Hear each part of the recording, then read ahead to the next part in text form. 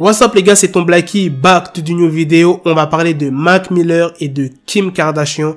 Comme d'habitude les gars, je compte sur vous pour lâcher un maximum de pouces bleus et de me dire en commentaire ce que vous en pensez. Bref, let's go. On a appris quoi sur Mac Miller? Un deuxième homme lié au décès du rappeur a été arrêté. Quand je dis deuxième homme, la première personne qui a été arrêtée, c'est un dealer qui s'appelle Cameron James Petit. Bon, j'avais déjà fait la vidéo dessus, mais pour ceux qui auraient oublié, je le répète. Donc, c'était un dealer de Los Angeles et il avait vendu de la drogue à Mac Miller. Donc, en gros, ils ont été plusieurs à vendre de la drogue. Lui, Cameron James Petit, il avait vendu du fentanyl à Mac Miller et les autres dealers, ils lui ont vendu de la drogue. Donc, je sais pas précisément ce qu'ils ont vendu, mais là, la deuxième personne a été arrêtée. Il y a l'avocat de Mac Miller qui a parlé et qui a dit: nous avons vu trop de morts tragiques. Les gens devraient savoir qu'ils jouent à la roulette russe en consommant des opioïdes achetés au marché noir. Donc, le fentanyl, ce pourrait être une pilule sans risque ou mélangée à quelque chose qui les tuera en un rien de temps.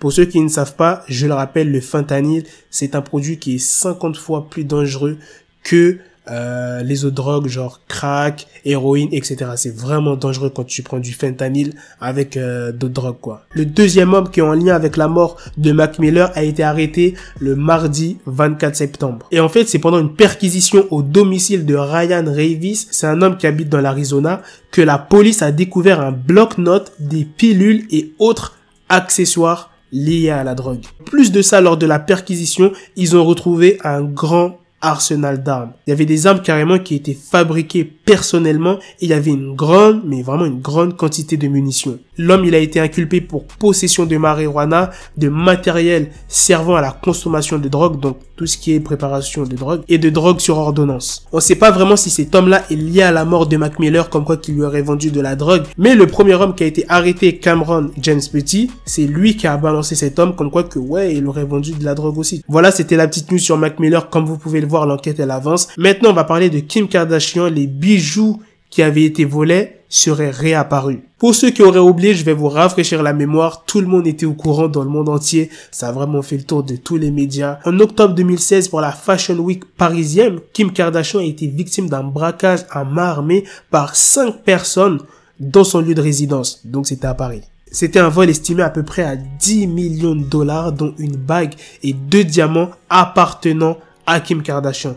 Donc en gros, c'était que des bijoux qui ont été volés, estimés à 10 millions de dollars. Par la suite, elle a été interrogée par les autorités, plus précisément 2 agences du FBI, un procureur fédéral adjoint et 2 policiers français. Et le pire, c'est pas tout les gars, parce que un mois plus tard, en novembre 2016, elle se faisait cambrioler sa résidence californienne, où là aussi, on lui a dérobé des bijoux. Maintenant que je vous ai résumé la story, on va en venir à la news, comme quoi que les bijoux qui ont été volés à Paris ont réapparu. Les enquêteurs pensaient que les braqueurs avaient revendu les bijoux en France, mais non, pas du tout. Un an après le braquage, une femme d'origine asiatique est entrée dans une boutique qui s'appelle... Waouh, je vais vous mettre le nom parce que moi et mon anglais c'est chaud. C'est une boutique qui est située à Los Angeles et cette femme-là, elle est venue dans cette boutique dans le but d'échanger une bague et 2 diamants contre un anneau serti de 3 pierres précieuses. Et tu connais, quand tu vas dans une bijouterie et que tu veux revendre des bijoux, on est obligé d'évaluer tes bijoux pour savoir à combien on va les prendre, si c'est vraiment de l'or, si c'est vraiment du diamant, enfin bref, t'as compris. Ça a été évalué auprès du Gemological Institute of America.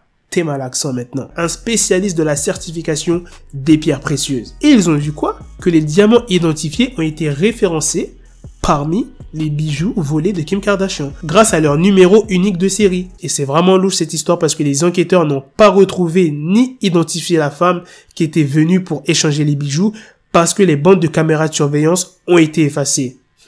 C'est vraiment bizarre cette histoire. Bref les gars, c'est la fin de cette vidéo. Dites-moi dans les commentaires ce que vous en pensez de cette news sur Mac Miller et sur le braquage de Kim Kardashian.